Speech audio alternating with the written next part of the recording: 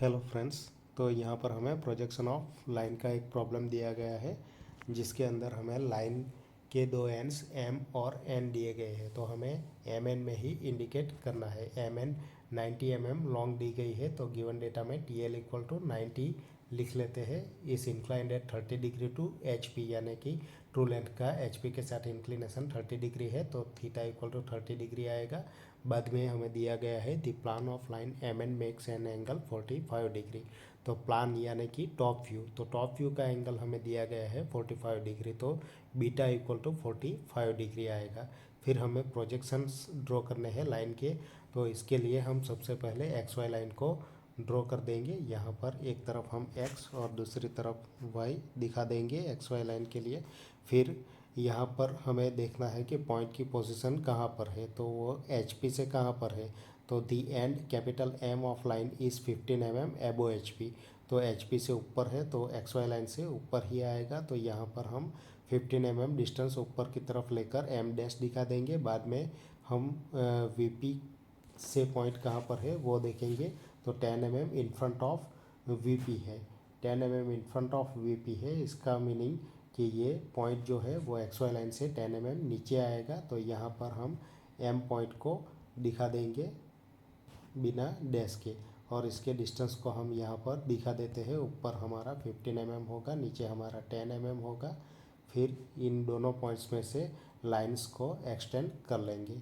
अभी हमें क्या दिया गया है, टी एल 90 है और उसका एंगल 30 डिग्री हमें दिया गया है। तो 30 डिग्री एंगल लेकर हम यहाँ पर टी एल की लाइन ड्रॉ कर सकते हैं। तो 30 डिग्री एंगल पर हम 90 mm लॉन्ग लाइन खींचेंगे। अभी इसके ऊपर से हम दूसरा जो भी कर सकते हैं उतना हमें कंप्लीट कर लेना है। तो यहाँ पर हम टी एल को इंडिकेट कर देंगे। ये जो पॉइंट है उसमें से हम लाइन को एक्सटेंड करेंगे तो वो एम में से जो प्रोजेक्शन गया हुआ है वहाँ तक हम एक्सटेंड कर सकते हैं।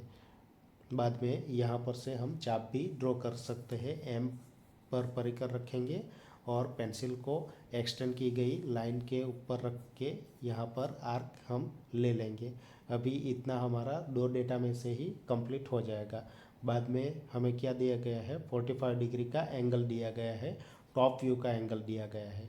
तो यहाँ पर हम 45 डिग्री का एंगल लेकर इस तरह से लाइन खींच लेंगे जो आर्क के अंदर इंटरसेक्ट करेगी। तो ये जो भी हमें मिलेगा वो टॉप व्यू मिलेगा। यहाँ से एक हॉरिजॉन्टल लाइन हम खींच लेंगे बाद में, और यहाँ पर टॉप व्यू इंडिकेट कर देंगे। यहाँ से एक वर्टिकल लाइन खींच लेंगे जो ऊपर की हॉरिजॉन्टल लाइन को टच करेगी।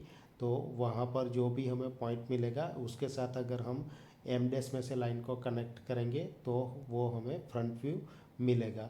तो यहाँ पर इसे हम जॉइन करके फ्रंट व्यू इंडिकेट कर देंगे।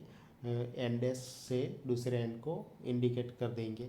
बाद में यहाँ पर से हम चाप ले लेंगे, एम डैश पर परिकर को रखेंगे और फ्रंट व्यू के एंड पॉइंट पर पेंसिल को रख के नीचे की तरफ चाप ले लेंगे और इस चाप को नीचे की तरफ एक्सटेंड कर लेंगे।